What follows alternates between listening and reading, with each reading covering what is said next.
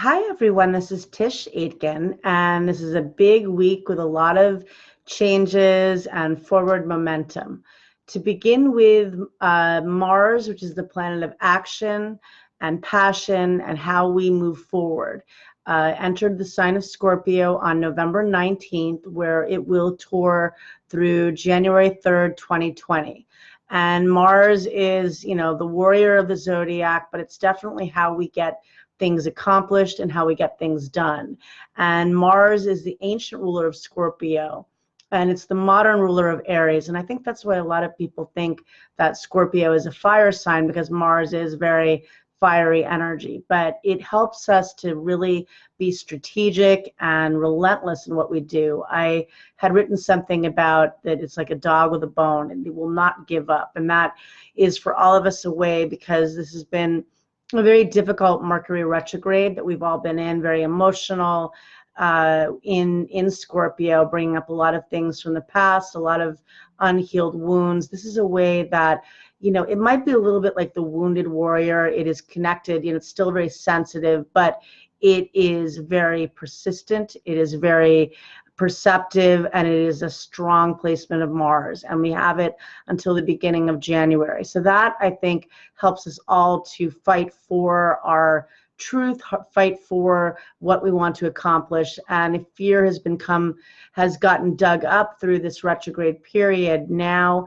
you will have a little more fire in you to fight this. And Mercury also just shifted and stationed direct on November 20th at 11 degrees and 38 minutes of Scorpio. And Mercury entered that degree on October 12th. So it's returning to things that we may have begun at that time in mid-October, maybe information we received, projects maybe that we began at that time.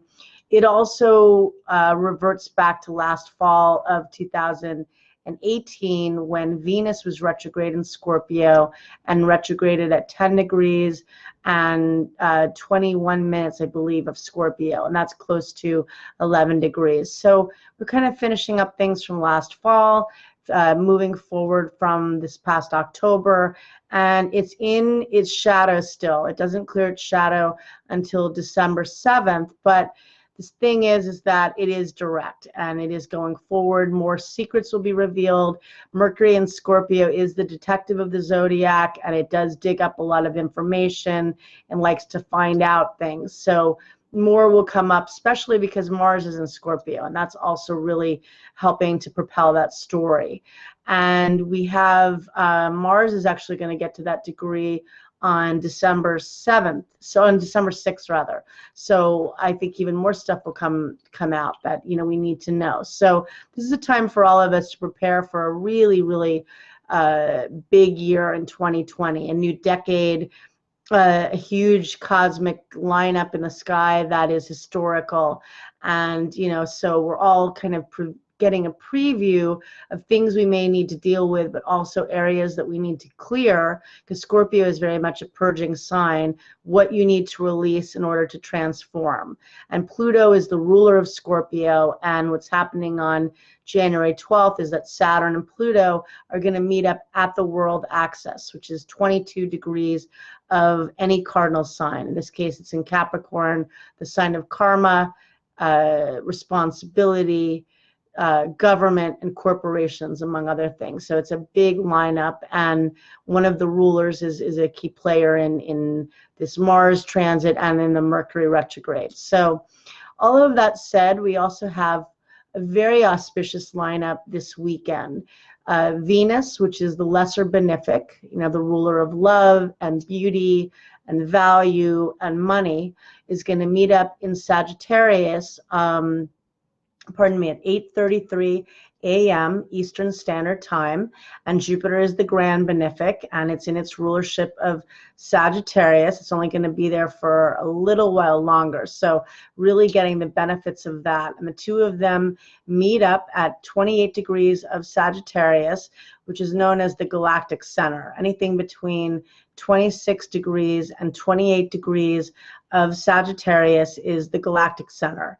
And what that means is that's connection to divine source, it's creative source, it's the area of the subconscious mind where we purge wounds, actually. So it's very good for what's happening with the whole Scorpio story that we've all been working with for a while now. So this is a very creative and beautiful alignment, and one that, you know, on the 24th, you should take time at some point, whether it's in the morning or later that day, to set intentions. This is a new 12-year cycle because Jupiter will leave Sagittarius and it won't be there for about another 11, 12 years, you know, approximately. But, you know, it's a new 12-year journey. And what do you want to manifest? Because Sagittarius and Jupiter are very manifesting, you know, it's a very manifesting energy.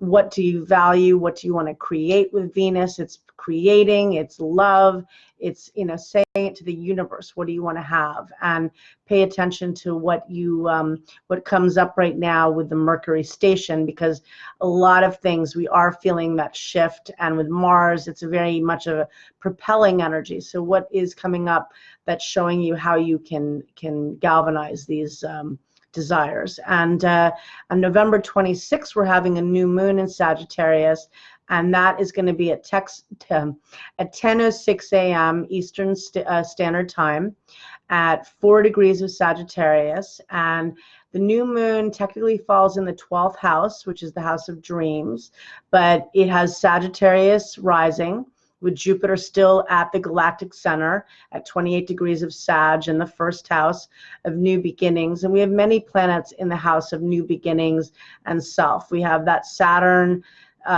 Pluto conjunction, which is getting closer. That's falling in the first house. The south node of karma in Capricorn, what we want to release and what we're letting go. And Venus will have changed signs at that point and will be at 0 degrees of Capricorn at the world axis. But this new moon is also very powerful because Jupiter will be at the final degrees of Sagittarius, the sign it rules. Sagittarius rising means Jupiter is the ruler. And having it in the first house means launching new beginnings. And so I would take time on that day as well to write down intentions, to meditate, to clear the energy, to, you know, initiate something new, because the new moon is always a great time to set a new intention, particularly when it is in a benevolent sign and a really manifesting sign. So time to move ahead, a very busy season for all of us. And we're going to find a lot of change now really coming in a big way, you know, new beginnings, moves, endings, change of all sorts. So good and bad, it's going to be a time of a lot of transition. So getting ready for that really historical lineup of Saturn and Pluto at 22 Cardinal, which is the world stage. So it's felt, everybody's going to feel it collectively and individually. So get ready and let's go. Thanks.